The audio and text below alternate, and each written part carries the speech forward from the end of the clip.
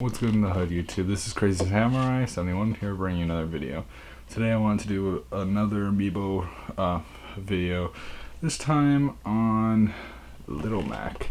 So recently I picked up a bunch of Amiibo in my recent Amiibo haul from Toys R Us, and he was definitely one of them, and I was extremely excited to finally find him because, you know, it's Little Mac. Who doesn't love Little Mac?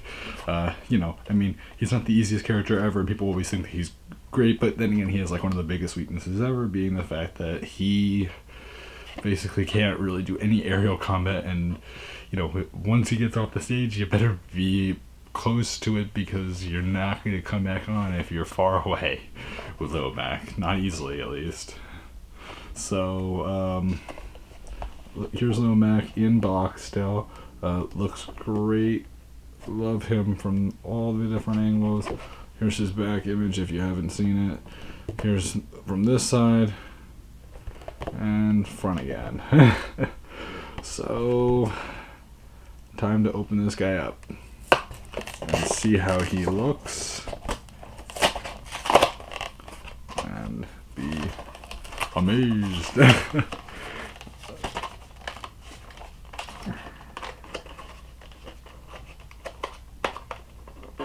He actually came out pretty good with the packaging.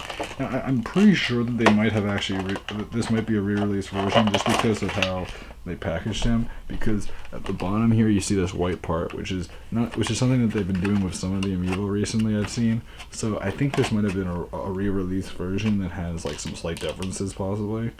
He's definitely one that I feel like this might actually be the re-release. Ooh, he's interesting. And I've been wanting him for quite some time. I mean, a lot of people have been wanting him for quite some time. But, you know, it's definitely interesting. And I'm just happy to know that I finally got Little Mac, just because he's not an easy character at all to get. Like, he's considered one of the hardest characters to get. From the second wave, he's considered probably either number 1 or number 2. Next to Hat and Falcon, which is another one that I'm going to be reviewing because I just got him recently, so I'm happy. So here is Little Mac. As you know, he's little, so his figure is not going to be necessarily super tall. Oh, God, that almost fell. As you can tell, he's very light. So, you know, he's not necessarily super big. He's little. He's Little Mac, of course, so, you know, Mac's cool. He has his boxing gloves on. Great detail, simple figure, of course, judging by knowing that it is Little Mac. Great pose, you know, ready to put him up, do that uppercut, you know, all that stuff. He's wearing his, you know, traditional pants, his black shirt, you know, just he looks awesome. Let me show you him from each angle. So here he is from the front, outside of packaging. From the side, this side exactly, back, and that side, and back to the front. So he looks great. Obviously his pose isn't so dynamic that they need a stand. I don't know if the original figure had a stand or anything like that. There's no like even small one, so like just because his foot's raised just slightly, obviously they were able to keep him like that and not have to really put a stand in him or anything. He looks like he's pretty much one complete figure. Like they didn't really have to put too much together unless they were really good at hiding things. The only thing I could possibly see is more likely than not, and I'm almost 100% positive about this, is that they probably attached the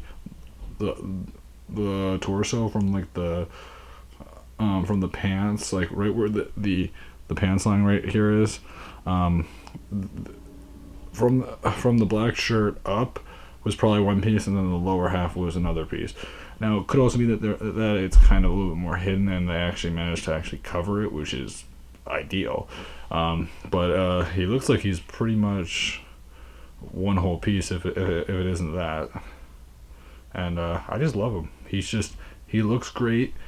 You know, he's a Little Mac. He's cool. And you know, I didn't expect him to be big, obviously, because if Little Mac were big, well then he'd be Giga Mac. It's true. So just really happy about this guy. I actually am curious if they would ever think about doing amiibo figures of the final Smash moves.